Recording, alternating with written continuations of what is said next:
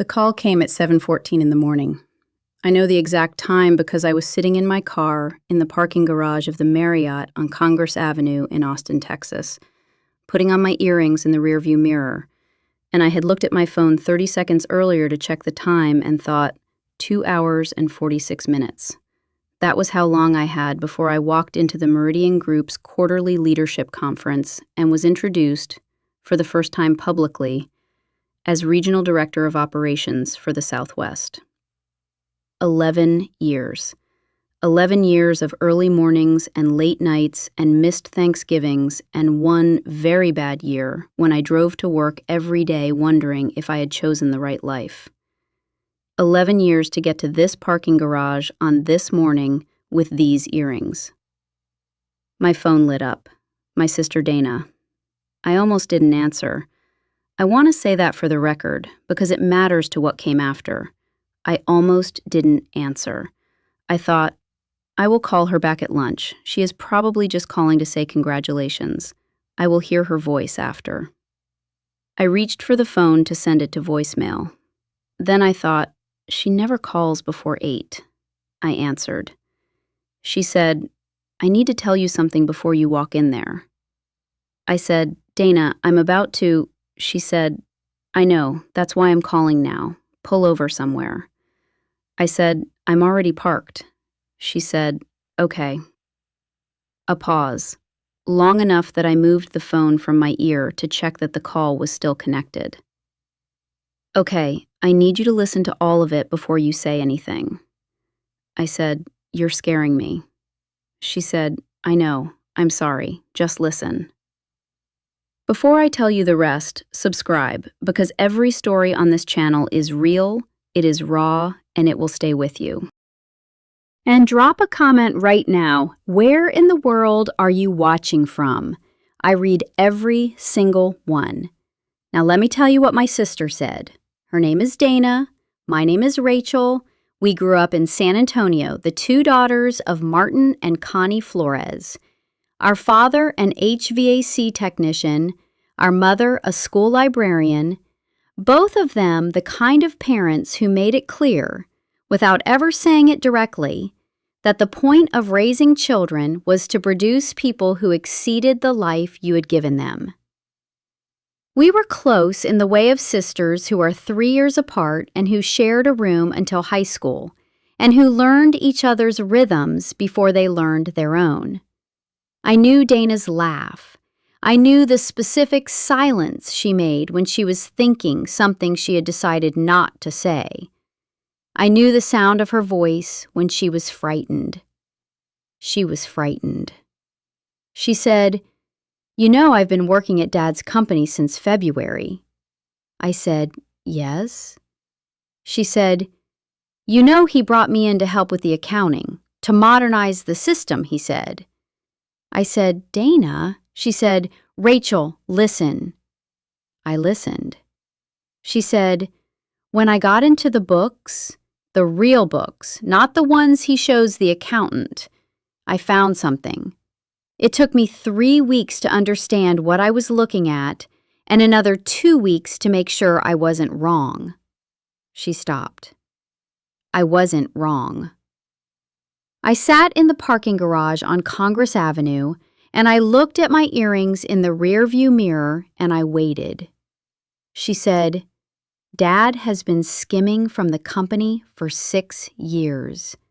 Not a little, a lot. Redirecting contracts through a shell account, taking the difference. Rachel, her voice changed, dropped. He used your name. I said, What? She said, The shell account. It's registered under your name, your social security number. He has your signature on documents. I don't know how, I don't know when, but it's there. Your name, your signature. 6 years of contracts. I stopped hearing her for a moment. The parking garage had a particular smell. Concrete and exhaust and the faint chemical ghost of a cleaning product. and I became very aware of it in the way you become aware of sensory details when your mind is trying to stay in the body while the body is receiving information the mind cannot process in real time. I said, "Say that again?" She said it again. I said, "He used my name." She said, "Yes." I said, "For 6 years." She said, "Yes." I said, "Dana, I'm about to walk into a room full of people who are about to introduce me as—" She said, "I know, Rachel, I know. That's why I waited until now. I couldn't. I found out 3 days ago and I have not slept and I didn't know when to tell you. And I knew if I told you earlier, you wouldn't go, and you have worked 11 years for this, and I wanted you to have it first." I sat with that. I said, "Does he know you know?" She said, "No." I said, "Does anyone else know?" She said, "No, just me, and now you." I said, "How bad is it?" A pause. She said, "Rachel." I said, "Tell me." She said, "If someone finds it, and they will find it eventually, this kind of thing gets found. It looks like you did it. Your name, your number, your signature. It has been structured to look exactly like you." I sat in the parking garage for what felt like a long time and was probably 45 seconds. Then I said, "Okay." Dana said, "Okay." I said, "I'm going to go walk into that room, and I'm going to let them introduce me. And then tonight, you and I are going to sit down with everything you have found, and we are going to figure out what to do. But right now, I am going to go walk into that room." She was quiet for a moment. Then she said, "Are you sure?" I said, "I spent 11 years getting to this parking garage. He doesn't get to take this morning." She said, "Okay." I said, "Send me everything, every document, tonight." She said, "Already copied, it's ready." I said, "Dana." She said, "Yeah." I said, "You did the right thing." She didn't say anything for a moment. Then, "I almost didn't call." I said, "I almost didn't answer." We hung up. I sat in the car for 4 more minutes. I looked at my earrings in the rearview mirror. I looked at my own face. The face of a woman who had just been handed something she did not ask for and could not put down. Then I got out of the car, and I walked into the Meridian Group's quarterly leadership conference, and I shook hands, and I smiled, and I stood at the front of a room full of people, and I listened to my name said out loud as Regional Director of Operations for the Southwest. And I held what I knew, the way you hold something very hot, carefully, without squeezing, just waiting for the moment when you can set it down. That moment came at 9:47 p.m. Dana was sitting at my kitchen table in my apartment on South Lamar with a laptop and a manila folder and a cup of coffee she had made herself, and she looked up when I came in the door and said, "How was it?" I said, "It was what I worked for." She said, "Good." She pushed the laptop toward me. "Sit down." I sat down. What she had found was thorough. Dana is not an accountant by training. She has a degree in business administration and a particular kind of mind that finds disorder intolerable, which is why my father had asked her to modernize his books, and which is also why she had found what she found. She had been working in his office for 6 weeks, and in that time, she had reconstructed from 6 years of redirected contracts and falsified signatures and a shell account registered in my name at an address in Houston I had never lived at, a complete picture of what my father had been doing. The number was $340,000. I looked at it for a long time. Dana said, "It's been consistent, about $55,000 a year. Enough not to collapse the company, small enough that a standard audit might miss it if you didn't know what to look for." I said, "Why my name?" She said, "I think—" She stopped, started again. "I think you were safe. You live in Austin. You're not involved in the business. If it was ever found, the paper would point to you, and you would have no idea why and no way to explain it." I said, "He used me as a cover." She said, "Yes." I looked at my sister across my kitchen table. She had driven from San Antonio to Austin that day, 3 hours after a week of not sleeping, to sit at my table and hand me the folder that would change everything. I said, "Why did you tell me? You could have replaced the documents, buried it. He never would have known you found it." She looked at me steadily. She said, "Because it's your name, Rachel. It's your name on those documents. Not mine, not his other partners. Yours. I was not going to let that sit there with your name on it." I said, "It would have cost you everything with him. You know that." She said, "I know." I said, "He's going to know you told me." She said, "I know."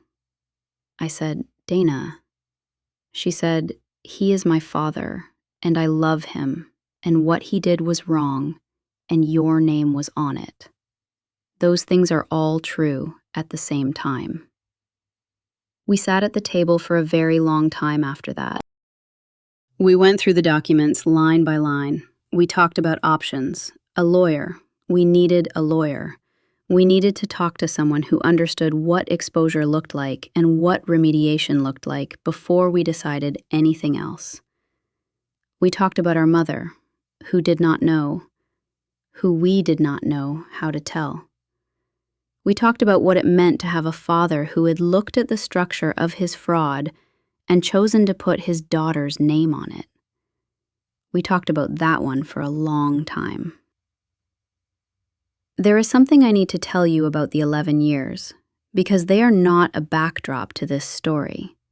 They are the story, in the way that foundations are the building even when you cannot see them.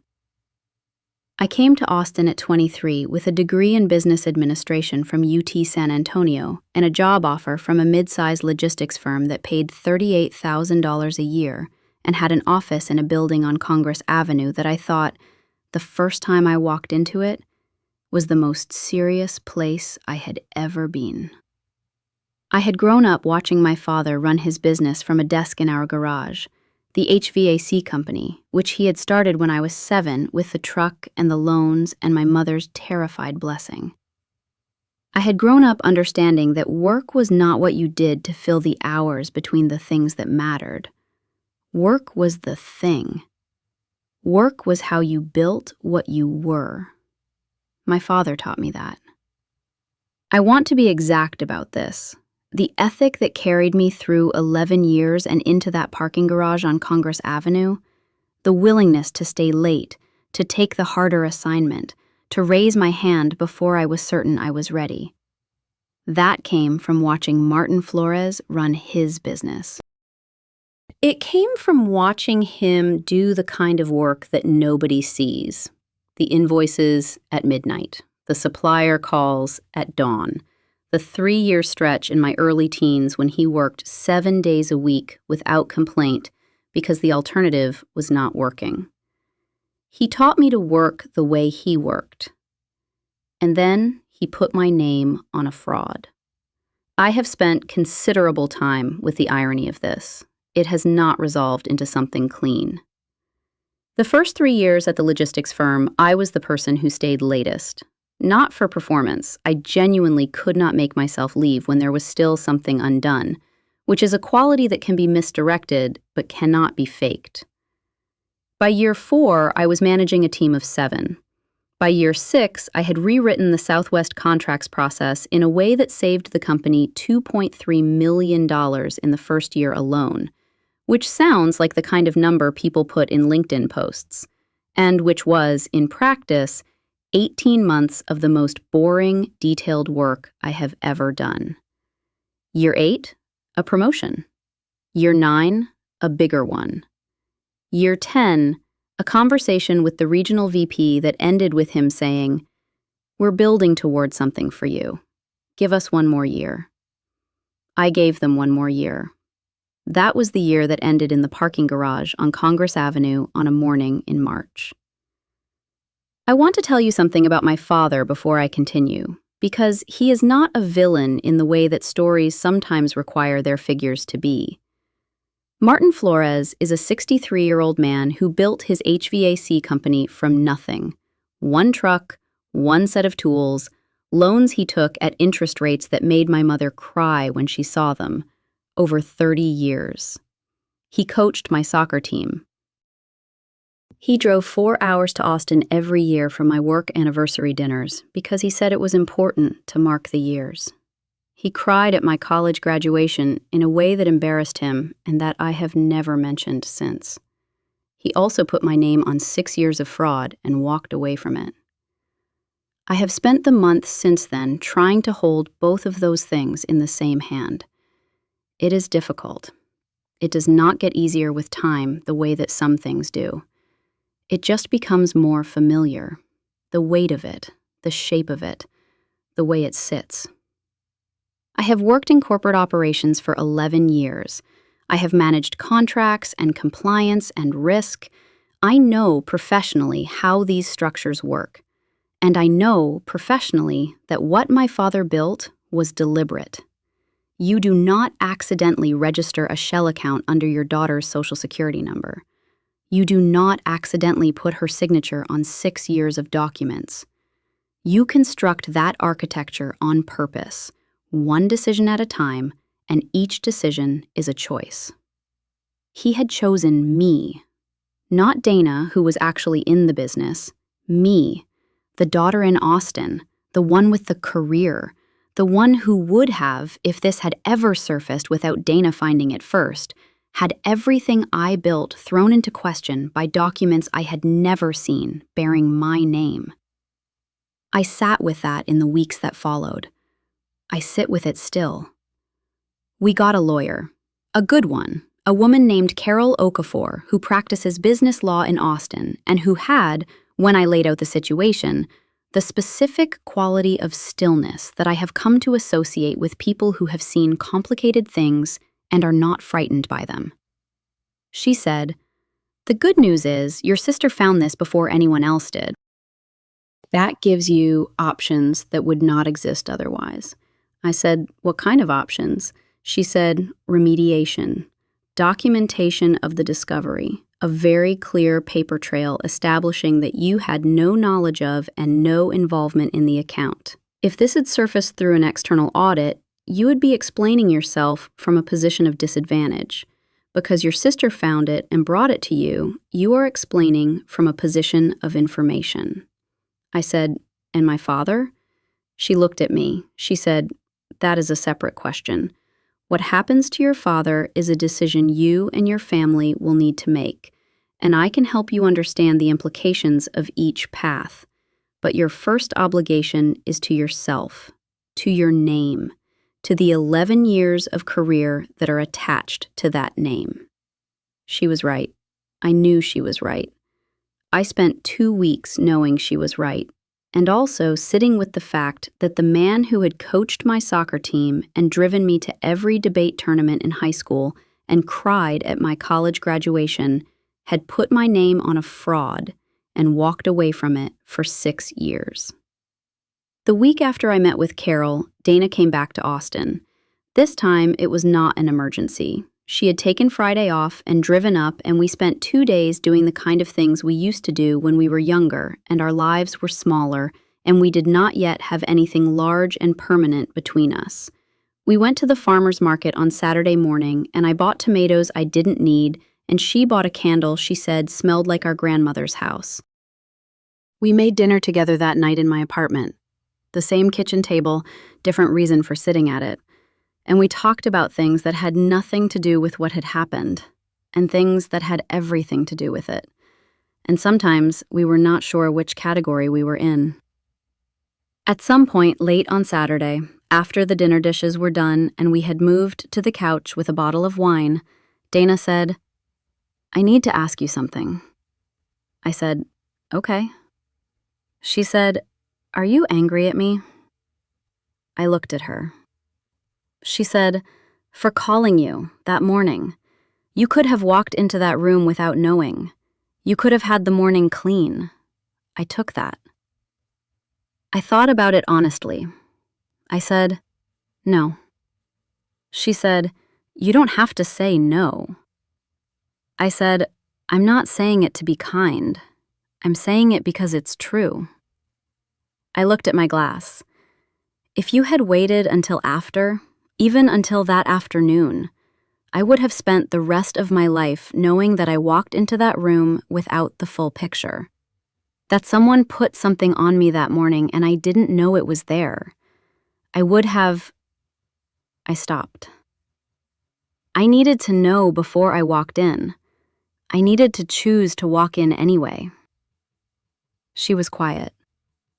I said, "That's the part I keep coming back to. That I knew.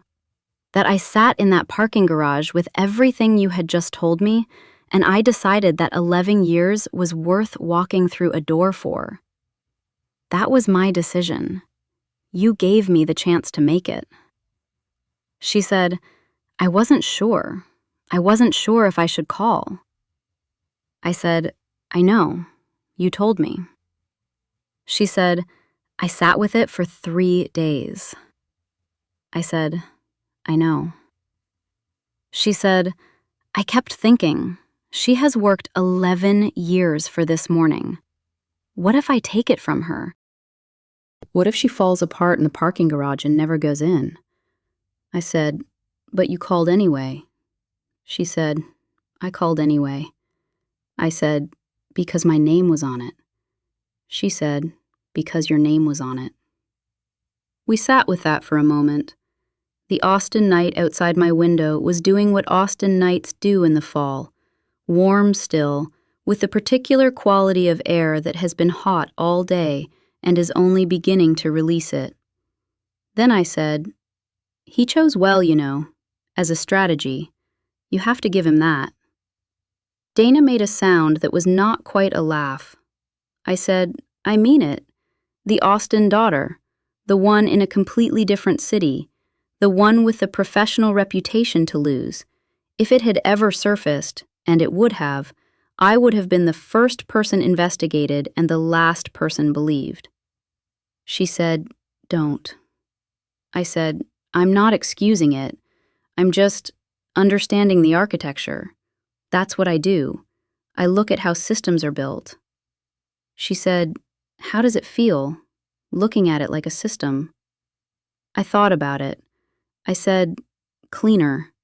Looking at it like a system makes it cleaner. When I look at it like my father, there's no shape to it. It's just this large, hot, shapeless thing that I can't hold. When I look at it like a system, I can see the pieces. I can see what each piece was doing. I can see how to dismantle it." She said, "And as your father?" I said, "I'll work on that one longer." She nodded. She didn't push. Dana has always known when not to push, which is one of the things I love most about her, and one of the things that makes her very difficult to be wrong about. I called him on a Thursday evening, 3 weeks after the dinner with Carol. Dana was at her apartment in San Antonio. I was at my kitchen table. I had the folder open in front of me, though I did not need it. I had read it enough times that I knew the numbers. He answered on the second ring. He said, "Mija, how's Austin?" I said, "I need to ask you something." He said, "Sure, what's going on?" I said, "I need you to tell me about the account at First Western registered under my name." Silence. Not the silence of a man who doesn't know what you're talking about. The specific, weighted silence of a man who has just understood that something he thought was buried has been found. He said, Rachel. I said, don't. Please don't start with my name and then tell me I don't understand. I have the documents. I have all of them. Tell me. He was quiet for a long moment. Then he said, I was going to close it. I was going to clean it up before anyone saw it. I said, when? He said, when the business was more stable, when I had paid it back. I said, Dad, you used my name. He said, I know. I said, my social security number, my signature. He said, I know, Rachel. I said, why mine? The pause that followed was the longest of the conversation. I sat at my kitchen table in Austin, Texas, and I waited. And outside my window, the city made its ordinary sounds, and on the other end of the phone, my father was deciding what to say. He said, you were the safest. I said, I was the safest? He said, you're not in the business. If anyone ever looked, I thought it would point away. I thought no one would. I said, you thought no one would look at me.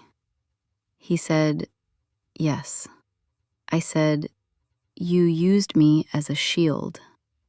He didn't say anything. I said, I want you to understand something. I spent 11 years building a career in this industry.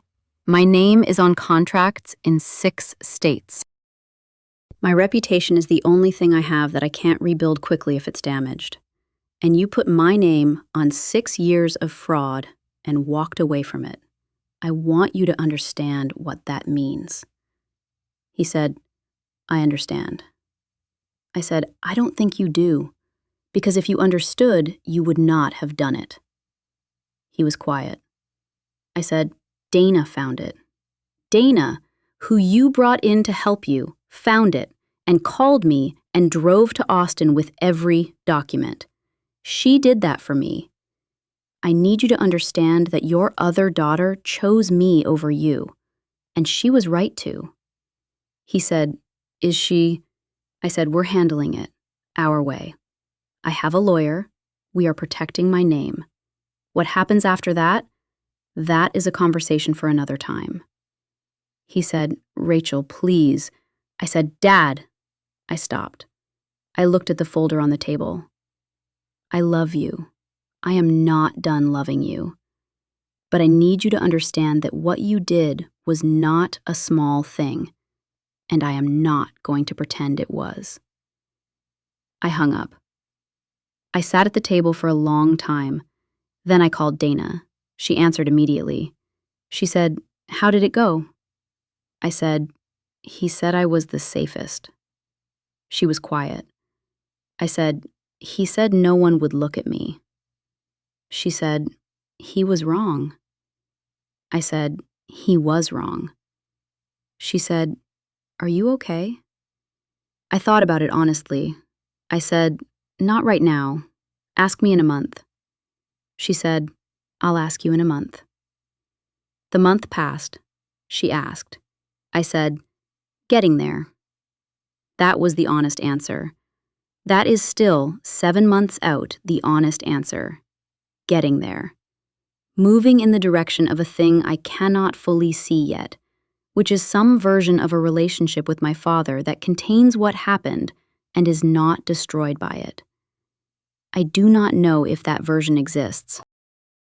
I am not going to tell you it does, or that love always finds a way, or that family is family and you forgive because you have to. I have seen people who did not forgive and who were correct not to. I have seen people who forgave too quickly and paid for it in ways that were not visible from the outside. I am not going to prescribe an ending to my own story that I have not yet lived. What I can tell you is what is true now. The account has been closed.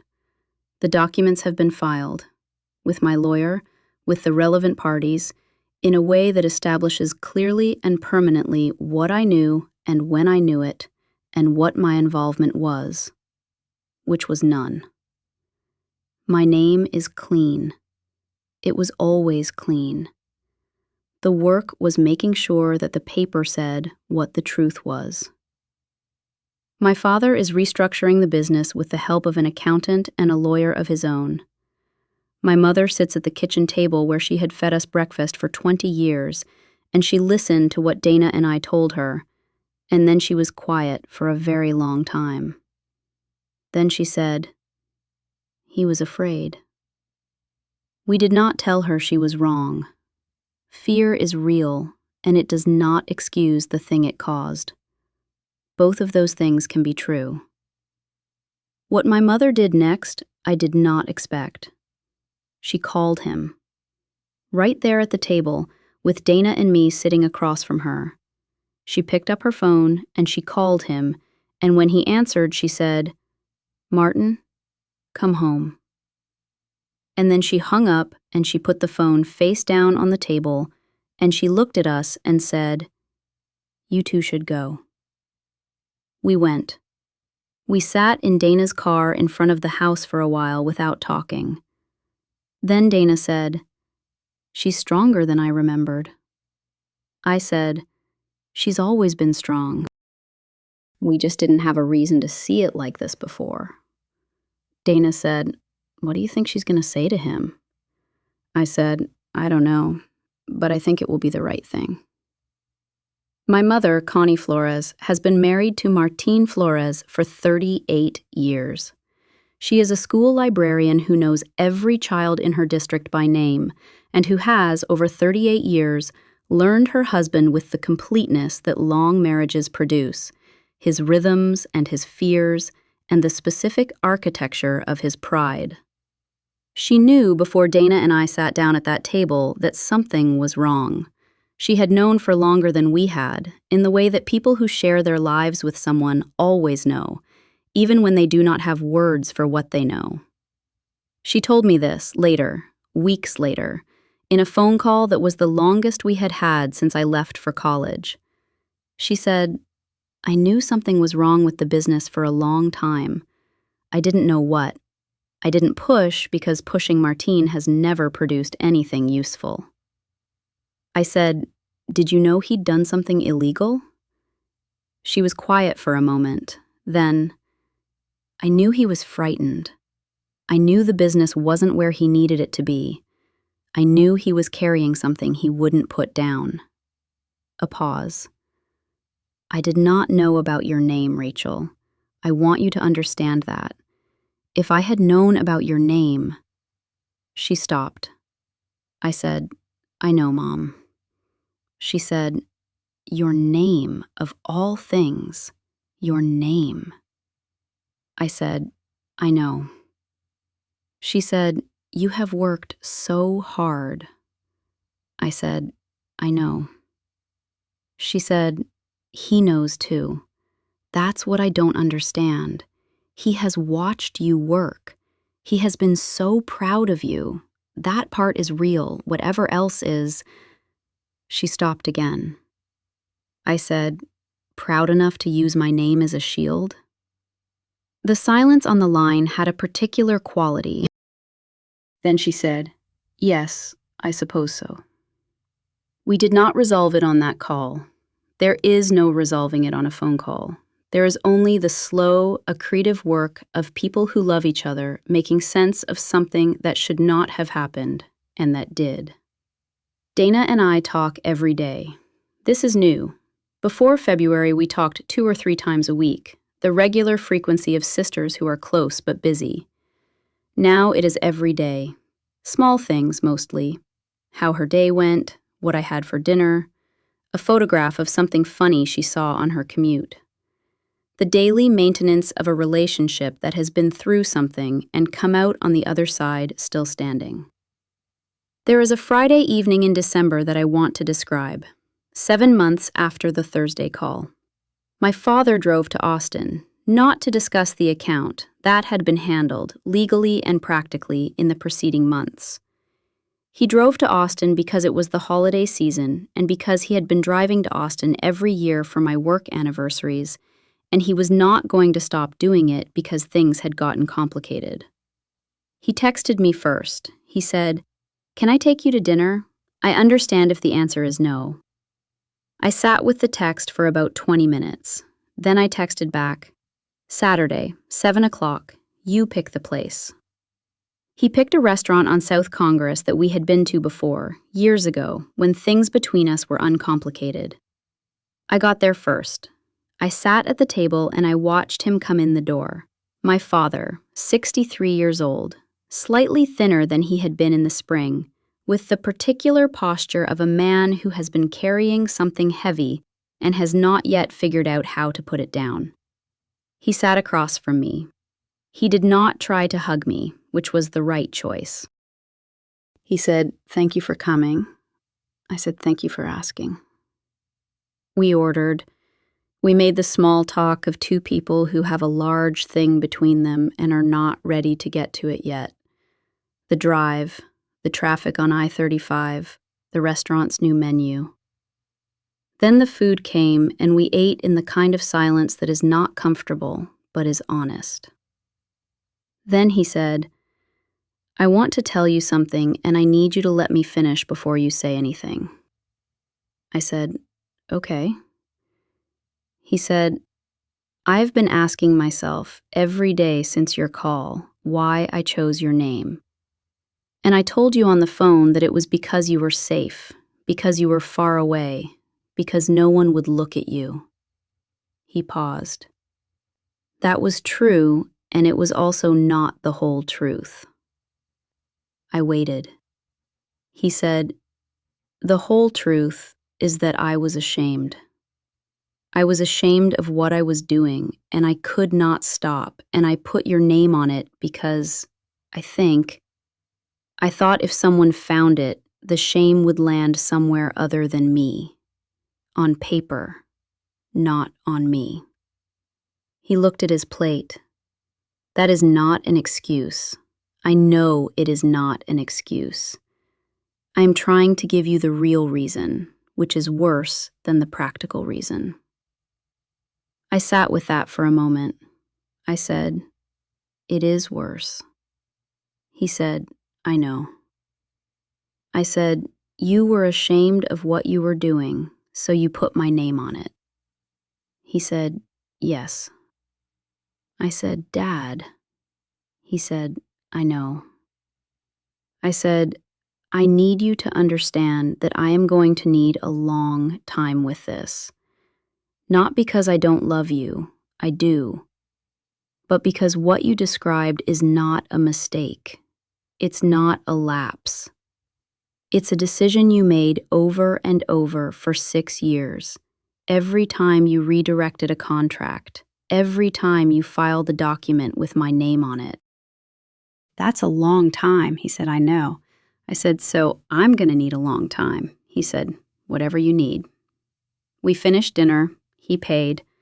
We stood on the sidewalk outside the restaurant in the December air, which in Austin is cool but never quite cold. And he said, "Can I hug you?" I thought about it. Then I said, "Yes."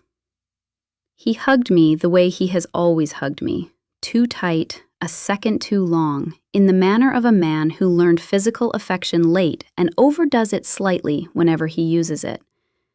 I stood on the sidewalk and let him, and felt, underneath everything, the specific grief of loving someone who has hurt you and not having a single clean feeling about any of it. He drove back to San Antonio. I walked back to my apartment. Dana called at 10. I answered and said, "He told me the real reason." She said, "What was it?" I told her. She was quiet for a long time. Then she said, "That's sadder than the other reason." I said, "Yes." She said, "Are you okay?" I said, "I think so. Ask me tomorrow." She said, "I'll call you tomorrow." She did. That is the thing about Dana that I keep returning to in the months since February. She called. She drives. She shows up with the folder. She shows up with coffee. She shows up with the phone call the next morning. She has always done this. I see it now more clearly than I did before, when the doing of it was so consistent that I had stopped noticing it as a choice. It is a choice. Every day, it is a choice. I am trying to make better choices about noticing. There is a Tuesday a few months back that I want to describe. It was an ordinary workday. I was in back-to-back meetings from 8 to noon, the kind of morning where you surface at lunchtime feeling like you have been underwater. I walked to the deli 2 blocks from my office and got a sandwich and sat at one of the outdoor tables and ate it in the particular sunlight of an October afternoon in Austin, which is the best sunlight in the world. The city has finally released the heat of summer, and everything is clear and warm without being brutal. I sat there eating my sandwich and I thought about the parking garage. I thought about the earrings in the rearview mirror. I thought about the 45 seconds in the car when I had held what Dana told me and decided what to do with it. I thought, I made the right choice. Not the right choice in some abstract philosophical sense. The right choice for me, in that moment, in that body, with those 11 years behind me. I walked in. I let them say my name. I held what I knew in the way of someone holding something hot, carefully, without dropping it, without letting it burn through. I had walked in and the morning had happened and nobody could undo it. I finished my sandwich. I went back to the office. I had 4 more meetings. At the end of the day, my phone showed a text from Dana. Thinking about you. Hope it was a good one. I typed back. It was. Talk tonight? She typed, obviously. I want to say something about the word obviously. It is a small word. It contains a large thing. It contains the 3-hour drive with a manila folder. It contains the call before 8 in the morning. It contains the 3 days of not sleeping and the decision to call anyway because my name was on it. It contains 7 months of daily check-ins and farmers market candles and late nights on the couch trying to understand how the same man taught us both to ride bikes and built a fraud in our name. Obviously. Yes. Talk tonight. I asked her once, about a month after everything, whether she regretted calling me that morning. She said, "Which part?" I said, "Any of it. Calling me before the ceremony, finding it in the first place, telling me instead of burying it." She thought about it. She said, "No, but I thought about burying it. I want you to know that. For about 12 hours, I sat with the option of just closing the file, pretending I hadn't seen it, walking away." I said, "What stopped you?" She said, "Your name was on it." I said, "That's it?" She said, "That's it. Your name was on something that wasn't yours, and I was the only person who knew. That was the whole reason." I said, "Dana." She said, "Don't." I said, "I'm just going to say thank you." She said, "You don't have to." I said, "I know. I want to." She said, "Okay. You're welcome." We were quiet for a moment, the comfortable quiet of 2 people who have said what needed to be said. Then she said, "How's Austin?" I said, "It's good. It's really good, actually." She said, "The job?" I said, "The job is mine. Nobody took it. I walked in that morning and they said my name out loud in front of a room full of people, and that part is done, and nobody can undo it." She said, "Good." I said, "That's what I keep coming back to. Whatever else happened, whatever he did, whatever we had to fix, that morning happened. I walked in. They said my name. 11 years, and I walked in." Dana was quiet for a moment. Then she said, "Regional Director of Operations for the Southwest." I said, "That's me." She said, "Yeah, it is." It is. That is still true. On the morning of the worst news I have ever received, I sat in a parking garage in Austin, Texas, and I decided that 11 years was worth walking through a door for. And I walked through it. The rest, my father, the account, the 7 months of legal and emotional reconstruction, that is also true. Both things are true. The morning happened, and the fraud happened, and my sister called me, and I answered, and I walked into the room anyway. I tell myself this on the days when what my father did sits heavy in the chest in the way that betrayals do, which is not like a sharp thing, but like a weight that shifts and settles and shifts again. I tell myself, you walked in. I tell myself, your name is clean. I tell myself, your sister drove 3 hours. Those are the materials I am building with. They are not the materials I would have chosen, but they are mine, and they are real, and they are enough. I walked in. That is the story I am keeping.